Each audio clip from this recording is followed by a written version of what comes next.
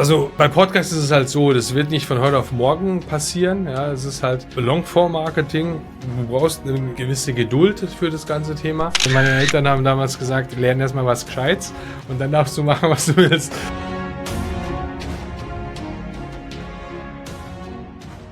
Hallo und herzlich willkommen zu einer neuen Podcast-Folge Erfolgsgeflüster.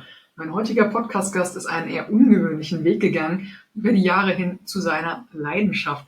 Heute ist er als Podvisor unterwegs, das heißt, er arbeitet als Podcaster und als Advisor, unterstützt andere Menschen dabei, die einen eigenen Podcast starten wollen, das Ganze als Marketing-Tool zu nutzen und vieles mehr. Darüber werden wir gleich sprechen und wir werden aber auch darüber sprechen, wie seine Anfänge mit der Selbstständigkeit waren, denn da hat das ganze Thema DJ-Sein auch mit reingespielt.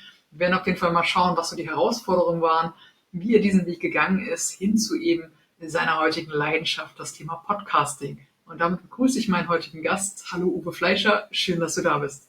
Hallihallo, ich freue mich riesig, bei dir zu Gast sein zu dürfen und die nächste halbe Stunde mit dir zu verbringen.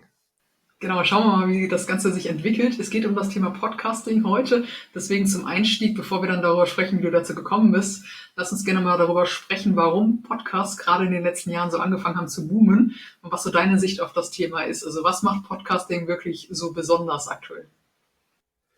Ja, Podcasting ist für mich jetzt, meine persönliche Meinung ist eigentlich die beste und flexibelste Möglichkeit, sich weiterzubilden, beziehungsweise neue Blickwinkel in sein Leben zu bringen. Ja? Das heißt, wenn ich mir einen Podcast, wenn ich eine Geschichte von jemandem anhöre, kriege ich vielleicht auf ein bestimmtes Thema einen neuen Blickwinkel rein und natürlich auch die Möglichkeit, Vertrauen aufzubauen. Vertrauen ist ja das Gold der Zukunft. Wir brauchen ja, wenn wir unser Business irgendwie, wenn wir unsere Produkte, unser Angebot, unsere Dienstleistungen verkaufen wollen, läuft das immer über die Vertrauensschiene. Und hier ist halt Podcast sehr stark drin. Und für mich persönlich ist es halt wirklich so, das, was neurologisch bei uns im Kopf, im Gehirn passiert, wenn ich etwas höre, ist im Endeffekt die effektivste Möglichkeit, sich in die Köpfe der Leute quasi einzubrennen. Dass jemand, wenn er vor einem Problem steht, im Endeffekt du ihm einfällst.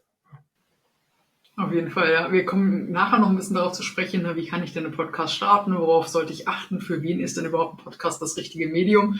Da kommen wir gleich noch drauf zu sprechen. Aber bevor wir darüber sprechen, wollen wir dich als Person erstmal ein bisschen kennenlernen. Deswegen die erste Frage vielleicht, wann hast du so gemerkt, generell Audioformate in sämtlichen Formen von Musik bis Podcasting, das ist so dein Ding, das wirst du beruflich angehen. Wie kam es dazu? Oje, das ist lang her. Also mit 16 ungefähr, also 15, 16 kam ich in dieses Thema oder kam ich an das Thema Musik heran, ja, und habe dann relativ früh auch als DJ angefangen zu arbeiten. Das war so ein, ja, so damals von der katholischen Kirche so ein Party-Team. Wir haben da unterschiedliche Partys organisiert und da habe ich dann auch irgendwann das Thema DJing übernehmen müssen, weil der DJ plötzlich ausgefallen ist und dann habe ich mich als letzter geduckt im Endeffekt und stand dann hinterm Pult und das hat mir so viel Spaß gemacht, dass ich halt hängen geblieben bin und dann kam halt später das Thema Musikproduktion dazu. 2008 habe ich dann eine Ausbildung abgeschlossen zum Musikproduzenten und dann habe ich mir ein Studio aufgebaut und dann habe ich Musik produziert und parallel kam das Thema Persönlichkeitsentwicklung bei mir dazu, so mit 26 circa. Und dann habe ich natürlich sehr viel inhaliert, sei es Bücher, sei es Hörbücher und später dann auch Podcasts. Ne?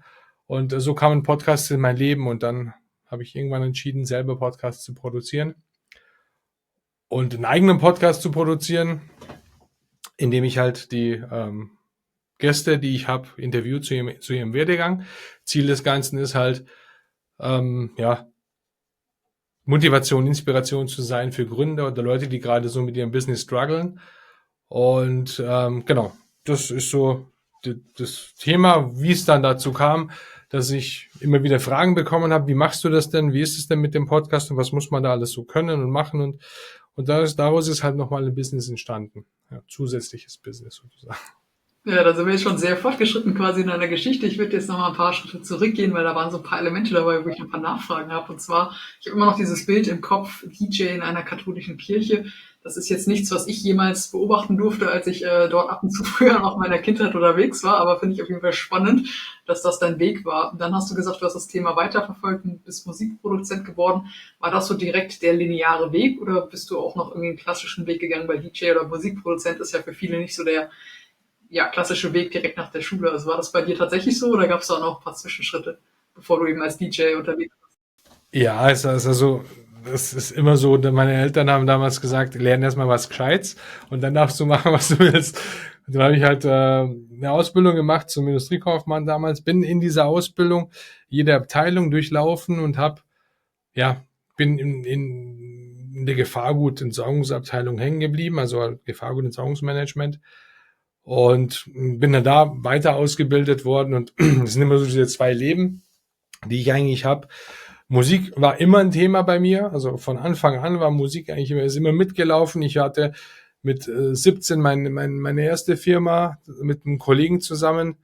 Ein Jahr später haben wir die eingestampft, weil das dann doch nicht so funktioniert hat. Und mit 18 habe ich dann äh, ja mein eigenes Unternehmen nochmal gegründet als Nebenberuf. Ja. Und dann habe ich halt natürlich die Ausbildung gemacht und habe dann, ich glaube, an die 10 Jahre dann in diesem Chemieunternehmen gearbeitet als Gefahrgut- und Entsorgungsexperte dann. Und mache ich jetzt auch immer noch teilweise. Ich habe noch das zweite Standbein, wo ich halt diese Unternehmensberatung habe, wo ich halt dann als Dozent hauptsächlich mittlerweile noch gebucht werde für Vorträge und Trainings halt in den Unternehmen. Hauptsächlich Chemie, Pharma und Automobilindustrie bin ich da unterwegs. Und das sind so diese zwei Leben, die mich eigentlich schon, ja, in meinem ganzen Werdegang begleiten. Das eine ist halt der DJ mit Musik und auf den Events und Partys und Musikproduktionen. Und das andere ist halt dann eher so Gesetzestexte in die Unternehmen zu bringen. Also komplett konträr eigentlich. Ja, wie ist das so? Also wie geht's dir denn damit, wenn du morgens aufstehst, überlegst du dann, welches Leben lebst du heute? Oder also wie fühlst du dich auch dabei mit diesen zwei Leben letztlich? Ja, früher war das halt, was heißt extremer? Früher habe ich ja immer so gearbeitet, dass ich halt im Sommer sehr viel Musik gemacht habe. Ich war halt viel auf den Events unterwegs. Und in der Winterzeit oder so Herbst, Winterzeit habe ich dann sehr viel Seminare und Schulungen gemacht. Also es war immer so diese Aufteilung im Endeffekt. Und jetzt ist es halt wirklich so, auch mit der Familie und so muss man halt immer wieder das Ganze jonglieren. Das ist halt, dass keiner zu kurz kommt in diesen Bereichen. Auf jeden Fall. Jetzt bin ich neugierig und frage einfach mal, musst du nicht beantworten, aber mich würde interessieren, ist das auch finanziell dann relativ ausgeglichen oder ist es schon so, dass, keine Ahnung, ne, die Seminare, Gefahrgut, was auch immer, dass das mehr trägt als Musik, weil man ja den Musikbusiness letztlich auch nachsagt, dass es immer ja total viel Spaß macht, aber oft auch schwierig ist. Wie ist das so bei dir? Ist es halbwegs ausgeglichen oder wie nimmst du es wahr? Ja, es ist doch schon halbwegs ausgeglichen, dadurch, dass das halt, also man muss es so sagen, ich habe den Vorteil oder das Glück oder wie man es auch definieren will, dass ich mir aussuchen kann, was ich machen will. Das heißt, ich kann mir die Events aussuchen, auf die ich gehen will. Ich muss nicht alles nehmen, weil es ist ja noch der zweite Part da im Endeffekt. Und ich kann mir auch die Seminare oder die Partner, mit denen ich zusammenarbeite, in diesem Bereich aussuchen. Und das macht es eigentlich relativ schön, ja, weil ähm, wenn ich eins festgestellt habe in diesen jetzt ja über 20 Jahren Selbstständigkeit, man muss nicht mit jedem zusammenarbeiten. Weil macht auch keinen Spaß im Endeffekt, ne? Oder trägt auch keine Früchte, wenn die Chemie nicht passt. Oder wenn man sich halt irgendwie in ein ähm, Konstrukt quasi reinzwängen muss oder so, ne? Deswegen habe ich auch ich war früher auch ähm, externer Berater, also externer Gefahrgutbeauftragter oder Entsorgungsbeauftragter, also Abfallbeauftragter, habe ich alles abgegeben, die ganzen Mandate, weil mir halt einfach dieser Dozentenbereich, dieser Trainingsbereich viel mehr Spaß macht, als jetzt das tatsächlich in Unternehmen dann umzusetzen, weiterzubringen und damit mich mit den Leuten rumzuärgern. Kurz gesagt. Auf jeden Fall, ja. Jetzt hast du gesagt, über 20 Jahre Erfahrung und dass auch eine Lernkurve eben dahinter liegt. Das war also am Anfang war das schon anders. Also weil bei den meisten Selbstständigen ist es ja tatsächlich so, man fängt an. Und man hat dann vielleicht irgendwann auch diesen Druck mit, okay, ich muss irgendwie Geld verdienen. Man nimmt vielleicht, noch nicht alle, aber vieles an. War das bei dir tatsächlich dann auch so? Und welche Rolle hat Persönlichkeitsentwicklung gespielt, eben diese Lernkurve zu erreichen und zu sagen, okay, brauche ich gar nicht alles? Ja gut, grundsätzlich war es natürlich bei mir auch so damals. Und muss aber dazu sagen, ich habe das DJ-Thema ja 9 Jahre im Endeffekt parallel aufgebaut. Ich hatte ja schon ein großes Netzwerk, ich hatte schon äh, gute Kunden, die mich immer wieder gebucht hatten und so weiter. Und deswegen, der Switch in die Selbstständigkeit war jetzt nicht so groß. Und habe dann, natürlich hast du auch mal Monate, wo du dir denkst, so Panikattacken hast, wo du dir denkst, so, hey, wie geht's weiter? Ja. Ich kann mich noch erinnern, ganz am Anfang, ich hatte einen riesen Auftrag, wöchentlich aufzulegen in so eine Location, war etwas weiter weg, in der Nähe von Stuttgart. Also ich komme aus München. Und bin dann jeden Freitag hingefahren und habe dann da die Sachen gemacht, ein paar Monate. Und dann haben wir uns beide entschieden, dass es halt nichts bringt, jeden Freitag diese Strecke zu fahren und so weiter. Also Riesenauftrag, der eigentlich gutes Geld gebracht hat, war halt weg. Ne? Da kam ich nach Hause und habe mir gedacht, so, wir haben uns zwar jetzt beide entschieden, da aufzuhören, aber irgendwie war so eine kleine Panik da, weil es war halt ein guter Batzen im Monat halt nicht mehr da. Ähm, und im Laufe der Jahre lernst du halt, dass wenn sich eine Tür hier schließt, dann schließen sich irgendwo zwei neue und da wirst du lockerer und vertraust halt auch auf dein Leben. Du kriegst so, ich nenne es immer so ein Urvertrauen, ja, das kriegst du im Laufe der Jahre. Am Anfang hast du natürlich teilweise so Sachen, wo du sagst so, weiß nicht, wie es weitergehen soll. Ne? Aber da wird man ganz locker und es spiegelt sich immer, spielt sich immer ein, ja, dieses Thema. Welche Rolle hat denn Persönlichkeitsentwicklung auf diesem Weg gespielt? Weil du hast ja gesagt, du hast dann auch eben angefangen, dich damit viel zu beschäftigen. So, ich glaube, mit 26 war es oder sowas. Was hast du da konkret gemacht? Ja, ich war grundsätzlich, also ich war erstmal als DJ unterwegs, ja, als DJ und Musiker. Ich habe da auch Steel Drum Orchester damals gespielt und habe Multi-Percussion Ausbildung, also ich habe ein paar Congas. Da hinten sieht man es auch ein bisschen, ja, die Congas stehen immer noch da. Und war da als DJ Musiker unterwegs. Und dann habe ich halt irgendwann gemerkt, so, nee, ja, es ist nicht wirklich meins, so jedes Wochenende irgendwo anders zu sein. Du verpasst halt wirklich dieses Soziale. Du hast halt die Geburtstage von Freunden, teilweise so die Hochzeiten von Freunden oder von Bekannten, wo du gerne dabei sein willst. Bist du halt nicht, weil du einen anderen Event hast, oder Silvester. Jedes Silvester war ich irgendwo anders. Und ähm, das hat mir dann irgendwann keinen Spaß gemacht. So nach 3,5, 4 Jahren habe ich mir gedacht, ich muss irgendwas ändern. Ja, und dann habe ich mir überlegt, was kannst du denn noch? Und dann kam dieses Gefahrgut-Thema, ist ja auch was Spezielles. Und habe da ein paar Partner kontaktiert von früher und die haben gesagt, ja, wir brauchen immer Unterstützung, wir brauchen immer gute Dozenten und so. Ich sage, ja, gib mir ein halbes Jahr, ich arbeite mich wieder ein, ich mache die ganzen Prüfungen, weil da gehören ja IHK-Prüfungen und beim Luftfahrtbundesamt muss man da Prüfungen ablegen, damit man als Dozent da was machen kann. Musste ich alle wieder machen natürlich und dann habe ich gesagt, okay, das Thema. Und dann war es wirklich so, tatsächlich, ich bin ein paar Monate mitgelaufen mit den anderen Dozenten und stand dann das erste Mal in meinem eigenen Seminar, so 4-Tages-Seminar, stand ich vor den Leuten und wusste nicht mehr, wie ich heiße. Also ich hatte richtig so ein Blackout und ich habe irgendwas vor mich hingestammelt und ja, dann habe ich halt gemerkt, okay, ich muss an mir arbeiten. Also dieses Reden vor Leuten kommt nicht einfach so, sondern man muss das halt wirklich trainieren, machen und auch die Skills dafür lernen. Ja.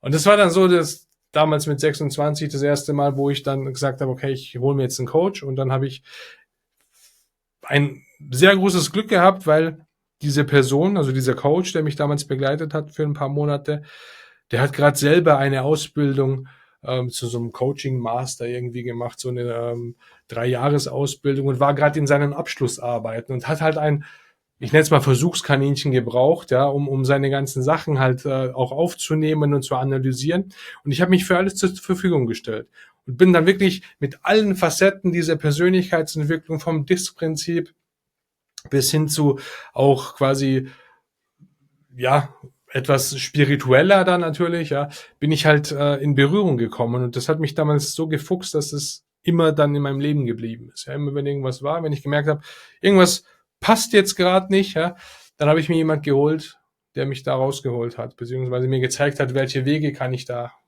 besser gehen oder anders gehen. Ja, ich wollte gerade sagen, genau, rausholen ist wahrscheinlich nicht das Stichwort, aber du hast es ja dann auch quasi eher angepasst. Es geht ja eher darum, dass dir jemand eben einen Weg zeigt, den du dann selber gehen kannst, um da rauszukommen. Super spannend, ja. Das heißt, du machst heute auf jeden Fall auch noch viel Coaching. Jetzt haben wir gerade über die Struggles gesprochen, auch im Sinne von Selbstständigkeit und so weiter. Und da spielt ja auch das Thema Podcasting letztlich ein Stück weit rein. Zumindest nehme ich das selber so wahr, dass das ein Weg sein kann, um in Sichtbarkeit bei der eigenen Zielgruppe oder auch als Persönlichkeit zu generieren, um dann eben mit seinen anderen Themen der Selbstständigkeit letztlich auch wahrgenommen zu werden. Was konkret machst du rund um Podcasting? Wie unterstützt du Menschen dahingehend, einen eigenen Podcast zu starten? Ja, grundsätzlich ist da wirklich ein komplett sorglos Paket habe ich da zusammengestellt. Mein Ziel ist es, so viele Menschen wie möglich dazu zu bringen, Podcast zu hören, weil ich halt wirklich finde, es kann das Leben verändern und einfach Blickwinkel von anderen Menschen auf bestimmte Themen zu sehen. Manchmal reicht ein Wort, manchmal reicht ein Satz und das Puzzle im Kopf setzt sich halt zusammen. Da hat halt irgendwas gefehlt, ne? Und der Weg dazu war halt dann die Überlegung, ich bringe viel mehr Menschen dazu, Podcasts zu produzieren. Damit habe ich natürlich viel größere Multiplikatoren, die dann wiederum Menschen dazu bringen, einen Podcast zu hören. Und das war so der Gedankengang, den ich da hatte. Und deswegen habe ich halt ein Paket zusammengebaut, wo ich sage, zum einen, ich coache meine Klienten im Bereich von Null auf Podcast, ja, quasi ohne irgendwas zu wissen. Am Schluss steht halt ein Podcast da oder das Konzept für einen Podcast und übernehme aber auch diese Themen wie Produktion und viele haben das Struggle halt wirklich mit der Technik. Viele wollen sich mit dieser Technik nicht auseinandersetzen, wollen halt nicht schneiden, den Sound bearbeiten und so weiter. Deswegen habe ich gesagt, okay, das als Dienstleistung durch das Wissen aus dem Tonstudio kann ich das relativ schnell umsetzen oder auch mit Freelancern arbeite ich da zusammen. Ja. Und natürlich geht's auch, wie du es schon erwähnt hast, um das Thema Sichtbarkeit und wie bringe ich diesen Podcast dann unter die Leute. Ja, das ist dann der dritte Pfad, die dritte Säule. Wie mache ich das Marketing für den Podcast? Es ist wie bei jedem Buch, es ist wie bei jeder CD, bei jedem Song. Wenn ich den online stelle oder wenn ich ein Buch in die Buchhandlung stelle, das heißt noch lange nicht, dass die Leute das kaufen. Vielleicht ein, zwei, ja, auf dem Weg. Aber ansonsten muss ich natürlich dafür Werbung machen. Ich muss das in die Sichtbarkeit bringen. Und gilt für jedes Produkt, genauso auch für den Podcast. Ja, lass uns gerne da mal in die 3 Säulen noch ein bisschen weiter reingehen. Und bevor wir das vielleicht machen, nochmal die Grundsatzfrage. Also für jeden ist ja mal so eine Aussage, die für alles passt, aber auch sehr schwammig ist. Also gibt es schon irgendwelche Zielgruppen innerhalb dieses für jeden, wo du sagst, da macht es einfach besonders Sinn, einen eigenen Podcast zu starten? Ja, also ich habe mich primär auf Coaches, Berater und Trainer mal fokussiert, ja, weil die halt in meinen Augen die sind, die erstens gewohnt sind zu sprechen. Ja, das ist ja auch immer so ein Thema. Ja, stell dich mal vor Mikrofon und fang einfach an zu sprechen. Da haben auch schon viele Struggle davor. Ja. Zum anderen haben die halt auch was in die Welt zu tragen. Ja, jeder Coach, jeder Berater, jeder Trainer hat irgendeine Methode, hat bestimmte Themen, die er hat, die er halt in die Welt tragen kann. Und damit kann man viel mehr gutes Wissen auch in die Welt tragen. Ja. Und ich bin der Meinung, es gibt halt viel zu viel Müll auch in diesem ganzen World Wide Web, dass man halt wirklich viel mehr gutes Wissen oder viel mehr breites Wissen reinbringen muss. Und mittlerweile habe ich aber auch Dienstleister, die ich betreue also die halt auch einen Expertenstatus aufbauen wollen in ihrem Bereich, ja, zum Beispiel halt Solartechnik oder so. Ja. Also primär ist ein Podcast für jemanden gut, der halt sein Wissen in die Welt tragen will, tragen kann oder ein fundiertes Wissen über ein bestimmtes Thema hat, das in die Welt tragen kann. Gleichzeitig seinen Expertenstatus damit aufbaut, ja, ähnlich wie mit einem Buch. Ja. Früher war es immer so, ich habe ein Buch geschrieben, ich bin der Experte für. Jetzt läuft es halt auch viel über Podcasts. In meinen Augen sogar noch besser. Das darf jetzt niemand hören, der Bücher schreibt. Aber grundsätzlich ist es halt wirklich so, der Podcast, du lieferst halt immer nach, ja. Du lieferst wöchentlich oder je nachdem, was für ein Turnus halt aufgebaut wird, aber meistens ist es halt wirklich wöchentlich, lieferst du halt Input für die Leute und kannst damit Vertrauen aufbauen, kannst deinen Expertenstatus aufbauen und bringst es halt in die Sichtbarkeit. Auf jeden Fall, ja. Jetzt war die erste Säule, wenn ich es noch richtig zusammenkriege, da ging es so ein bisschen um das Thema Konzept. Überhaupt erstmal von Null auf Podcast. Wie starte ich? Was brauche ich für ein Konzept? Hast du da vielleicht für unsere Zuhörenden noch so ein, zwei Tipps. Was sind so die Aspekte oder die Fragen letztlich vielleicht auch, die du stellst, die man sich selber stellen sollte, wenn man einen Podcast starten möchte? Mhm. Ja klar, also grundsätzlich, ja, es geht wie immer im Marketing geht's um die Positionierung. Ja. Wie gehe ich im Endeffekt mit dem Podcast raus? Wen will ich erreichen? Und hier gehe ich relativ tief rein, weil ich stelle mir die Frage, oder wir stellen uns dann im Coaching die Frage, welche Emotion will ich bei dem Hörer erreichen? Ja. Also welche Emotion soll der Hörer haben, wenn er meinen Podcast hört? Ja. Und daraufhin werden dann quasi auf dieser Positionierung wird dann im Endeffekt dann das Podcast-Skript aufgebaut, ja, je nachdem, was will ich erreichen, beziehungsweise was soll der Hörer von meinem Podcast haben. Und das Schöne ist, ich habe jetzt für diese ganzen Schritte, also von der Positionierung, erstmal eine Marktanalyse, dann die Positionierung bis hin zum Skript eines Podcasts, habe ich Podbuddies gebaut. Podbuddies sind quasi KI, ja, Custom GPTs im Endeffekt, die ich halt so aufgebaut habe, dass ich halt das kriege, was ich am Schluss brauche. Ja. Quasi die Podcast-Positionierung, den Podcast-DNA bis hin zu einem fertigen Skript für einen Podcast. Ja. Oder zumindest die Skriptvorlage nach einer bestimmten Methode halt. Ja. Weil ich betrachte das halt immer ganzheitlich. Da, wenn ich vorne anfange, mir hier über das Marketing Gedanken zu machen, muss halt hinten raus, hinterm Podcast auch noch was kommen. Das heißt, ich habe einen Call to Action im Podcast, der wiederum auf eine Landingpage führt oder halt in ein Beratungsgespräch führt oder wie auch immer. Das heißt, der Podcast ist der Eingang zu meinem Vertriebskanal sozusagen. Auf jeden Fall, du hast gerade auch von Emotionen gesprochen, jetzt hast du aber auch Expertenstatus, Podcast, Stichwort Solar zum Beispiel genannt.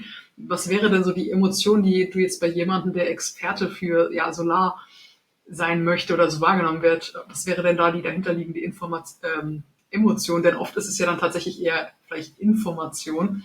Was wäre so da deine Empfehlung oder auf was achtet ihr da? Ja gut, in dem Fall ist halt wirklich so das Thema Freiheit. Ne? Freiheit ist halt so Unabhängigkeit, Freiheit. Also wenn ich mir eine Solaranlage aufs Dach baue, dann will ich halt nicht mehr von dem Stromnetz abhängig sein. So 100% funktioniert das auch nie, ja, habe ich mir sagen lassen. Also habe ich auch mitbekommen durch die ganze Zusammenarbeit. Aber grundsätzlich ist da die Emotion Freiheit dahinter, ne? Wenn ich diesen Weg gehe. Und dann träge ich halt genau dieses Thema in meinen Folgen, zeige auf, welche Freiheit habe ich. Natürlich gibt es verschiedene Dinge, die ich beachten muss. Es gibt Technik, die ich irgendwie bedienen muss. Ja, es gibt Apps, die ich bedienen muss. Aber grundsätzlich bin ich dadurch freier. Cool. Ja, ich glaube, das hat nochmal geholfen, gerade eben bei so vielleicht vermeintlich trockeneren Themen oder Informationspodcasts, da eben auch zu schauen, was ist das Motiv vielleicht dahinter, warum jemand sich mit diesem Thema beschäftigt. Das ist auf jeden Fall sehr, sehr gut, das im Blick zu behalten. Zweite Säule war, glaube ich, das ganze Thema Technik, also sprich von der Aufnahme, Production bis hin zum Release. Ist das korrekt? Genau, Wenn also ja, was wären die? ein Thema ist, also das Thema Technik, welche Mikrofone brauche ich, was macht Sinn, was habe ich für eine Umgebung, habe ich halt eine Studio-Umgebung, dann kann ich auch mit Kondensatormikrofonen arbeiten, ja, habe ich halt etwas lautere Umgebung an der Straße oder sowas, dann sollte ich halt andere Mikrofone nehmen und so weiter. Ne? Das ganze Thema passiert noch im Coaching, also das bringe ich den Leuten bei, weil die Aufnahme läuft ja bei jedem Klient selber. Und wenn die Aufnahme gelaufen ist, schicken sie mir das zu und dann geht halt die komplette Bearbeitung los. Ja, erstmal Störgeräusche entfernen, dann geht's halt um die irgendwelche Störwörter quasi, Füllwörter, die man halt benutzt. Jetzt ist mir das Wort Füllwort nicht eingefallen. Füllwörter, die man benutzt, halt entfernen. Laute, leise Passagen entfernen, also die Dynamik angleichen, dass es halt relativ gleich von der Lautstärke ist, ne? Und all diese Themen, ja, das machen wir, beziehungsweise ich oder halt Freelancer, mit denen ich zusammenarbeite. Und dann geht's halt darum, die Teile auch zusammenzusetzen, weil ich habe vorher dann noch von so einer Methode gesprochen. Ich habe bei mir im Podcast immer 5 beziehungsweise 6 Parts. Ja? Das heißt, beginnt immer mit einem Teaser. Das heißt, ich teaser halt die Folge an. Was kommt in dieser Folge? Dann habe ich das Intro. Dann habe ich einen Pitch. Der Pitch beantwortet im Endeffekt relativ kurz die Fragen, wem helfe ich, wobei, womit. Ja. Da habe ich halt einen Content, je nachdem, über welches Thema ich ja spreche. Und dann habe ich eine Zusammenfassung beziehungsweise ein Fazit nochmal, ein paar Punkte zusammengefasst, ein Call to Action und dann das Outro. Also diese Parts habe ich halt in den Podcast-Folgen immer so aufgebaut, um das halt auch wirklich, um den Hörer auch mitzunehmen auf eine Reise und am Schluss ihn dann halt auf eine Seite zu schicken oder halt in ein Beratungsgespräch zu schicken und ihn weiterzuschicken. Ja.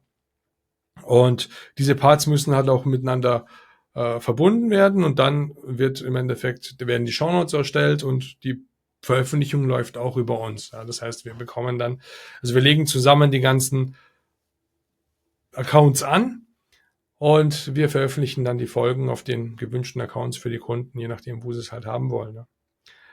Und genau, dann ist dann dieser Dienstleistungspart im Endeffekt auch zu Ende und dann können wir darüber sprechen, wie mache ich das Ganze bekannt.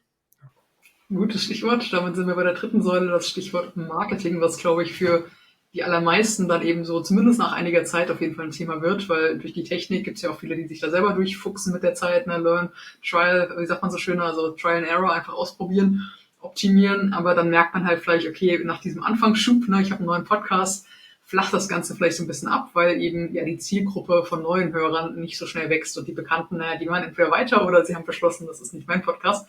Was mache ich dann? Also was sind so die ersten Schritte, die ich rund um Marketing und Verbreitung auf jeden Fall gehen sollte, um da einfach zu wachsen? Mhm. Ja, also bei Podcasts ist es halt so, das wird nicht von heute auf morgen passieren. Ja, es ist halt Longform-Marketing. Du brauchst eine gewisse Geduld für das ganze Thema.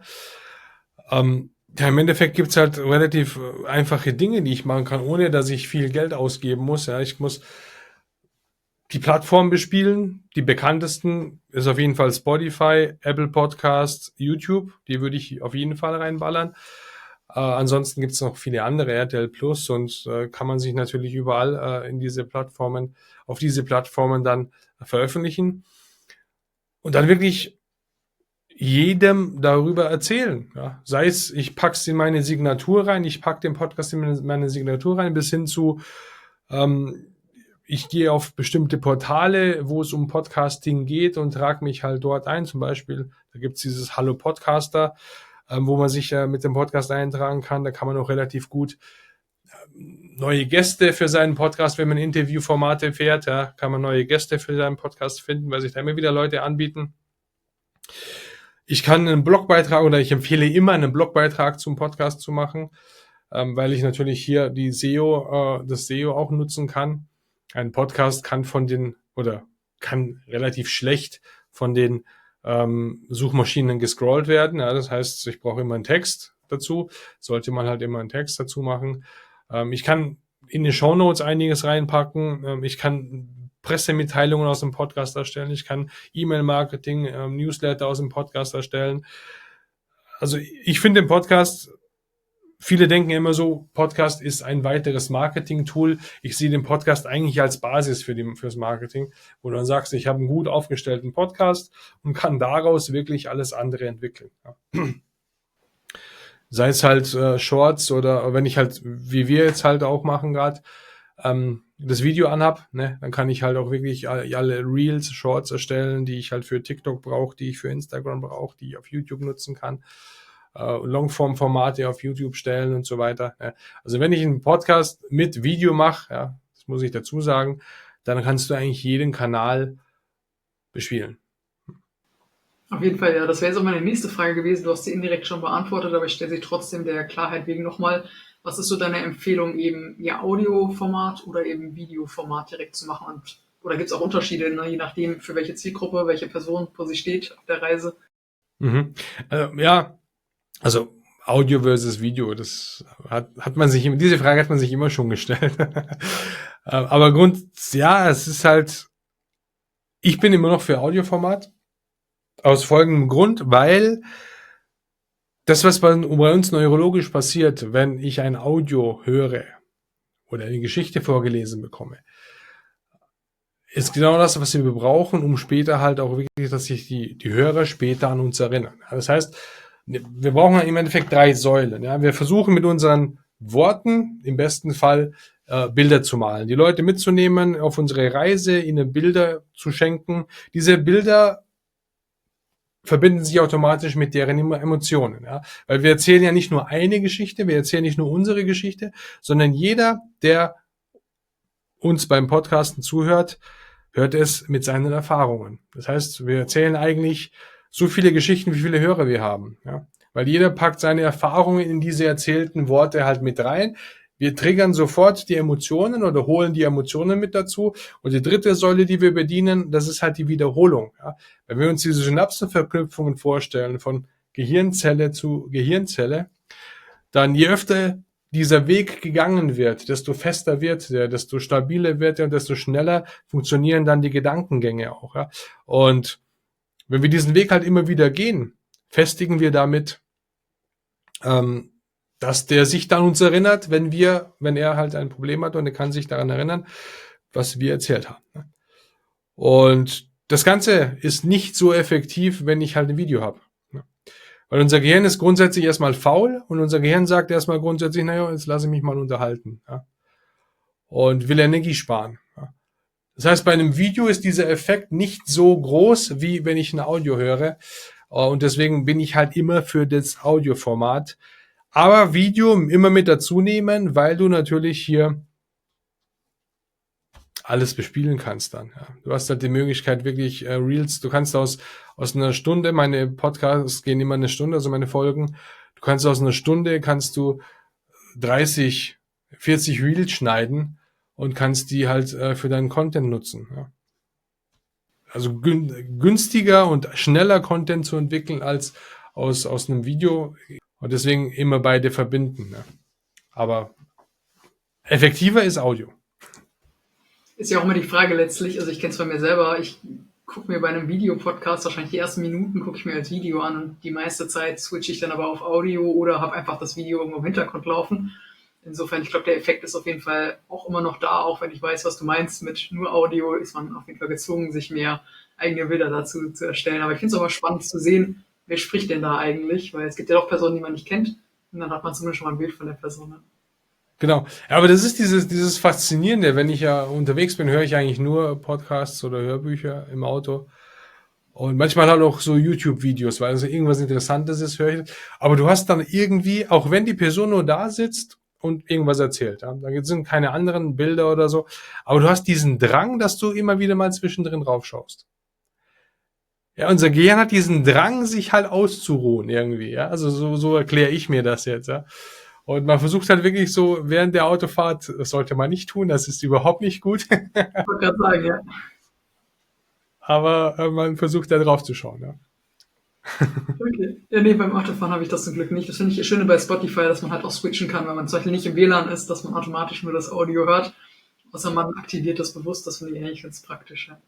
Cool, du hast vorhin fast von einer halben Stunde erzählt, deswegen müssen wir auch langsam zu den Abschlussfragen kommen, damit wir unser Versprechen letztlich an unsere Zuhörer und Zuhörerinnen auch einhalten können. Aber bevor wir zu den Abschlussfragen kommen, würde ich das gerne aufgreifen, was du vorhin selber gesagt hast, was du in deinem Podcast machst und deswegen um eine kurze Zusammenfassung bitten letztendlich. Ich mache mal den Einstieg und dann darfst du gerne ergänzen. Also wir haben jetzt darüber gesprochen, letztlich natürlich deinen persönlichen Weg, wie kamst du zu dem ganzen Thema Musik und dann auch später Podcasting und vor allem, wie dein Programm aufgebaut ist, und zwar mit den 3 Säulen. Ich fasse nochmal zusammen, was ich noch zusammenkriege und du darfst dann gerne ergänzen.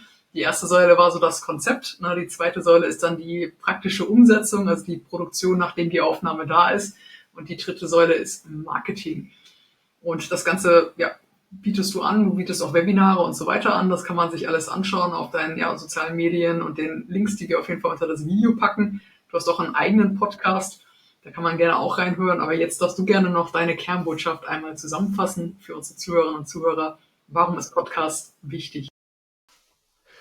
Ja, also wenn ich einen Podcast produziere oder einen Podcast höre, in beiden Fällen lerne ich dadurch. In beiden Fällen kann ich mich als Person weiterentwickeln, weil wenn ich ein Thema so aufarbeite, dass es andere Leute verstehen, ja, dann muss ich etwas tiefer in die Materie reinschauen.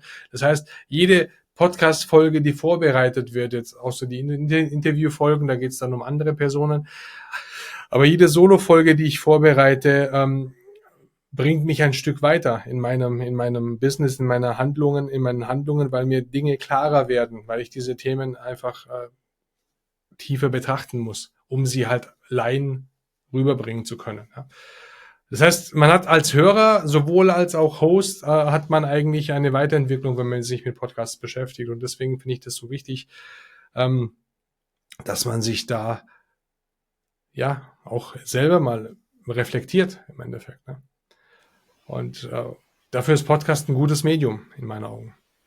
Auf jeden Fall. Und das Schöne ist ja, das Ganze ist aufgenommen, deswegen kann man sich eben hinterher angucken und anhören und dann selber eben auch sehr gut in die Analyse gehen, was war gut, was kann ich vielleicht optimieren. Ähnlich wie du es vorhin beschrieben hast mit dem Blackout, vor anderen reden, ist eben doch nochmal was anderes als im stillen Kämmerchen. Aber da kann man auf jeden Fall anfangen. Wenn die Kamera läuft, macht das ja auch schon einen gewissen Druck. Egal, ob man es veröffentlicht oder nicht. Sehr schön. Herzlichen Dank schon mal dafür, für die Einblicke. Wenn jetzt jemand Fragen hat rund um das Thema Podcasting oder vielleicht auch Technikfragen, bist du ja auf jeden Fall ein sehr guter Ansprechpartner. Ich weiß, dass du auch ein Format dazu hast, wo man einfach mal ins Gespräch gehen kann mit dir. Ich glaube, Podcast-Plausch heißt das Ganze. Das würden wir auf jeden Fall auch verlinken. Da könnt ihr euch gerne mal bei Uwe melden. Und jetzt darfst du noch die Abschlussfragen beantworten. Bist du bereit? Ich bin bereit. Genau, einfach ein paar Sätze vollenden. Es gibt kein richtig und falsch, sondern einfach deine persönliche Sicht, am besten spontan und intuitiv. Und der erste Satz lautet, Persönlichkeitsentwicklung bedeutet für mich. Alles. Das ist zu wenig jetzt, oder? Nee, alles gut. Die Antwort hatte ich, glaube ich, auch schon mal, aber ist voll in Ordnung, wenn das deine Antwort ist. Dann lassen wir das gerne so stehen. Wie gesagt, gibt kein richtig und falsch. Dann bin ich gespannt, wie die nächsten Antworten ausfallen. Und der nächste Satz lautet, wir sind ja bei Erfolgsgeflüster, deswegen Erfolg bedeutet für mich. Erfolg bedeutet für mich, ist eine gute Frage.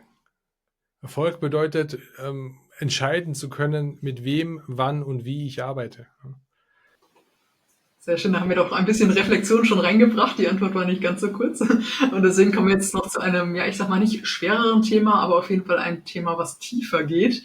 Und deswegen lautet der letzte Satz, den du vollenden darfst, Leben bedeutet für mich. Leben bedeutet für mich eigentlich alles zu genießen, was das Leben einem so gibt, ja, oder sich die Dinge auch zu holen, die man haben will.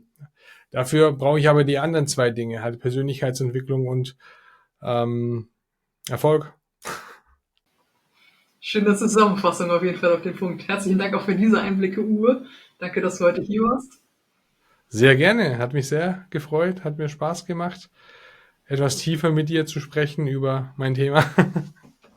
Genau. Ja, wenn ihr Fragen habt, kommentiert das sehr gerne unter dieses Video, kontaktiert Uwe gerne, schaut mal bei ihm auf den sozialen Medien und der Webseite vorbei. Das findet ihr alles in der Videobeschreibung und ich freue mich, wenn ihr nächste Woche wieder einschaltet in die nächste Folge Erfolgsgeflüster. Macht's gut und bis dann. Dankeschön, schönen Tag noch, ciao.